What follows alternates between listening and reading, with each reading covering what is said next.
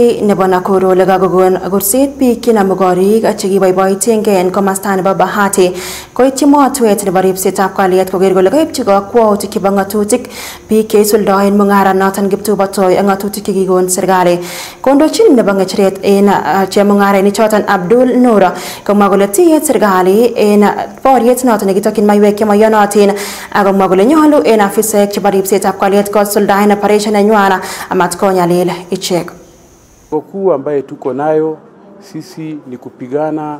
na pombe haramu, na tunamuunga rais kwa mbinu zake za kuhakikisha zile pombe ambazo zina sumu haziuzwi jamii zetu.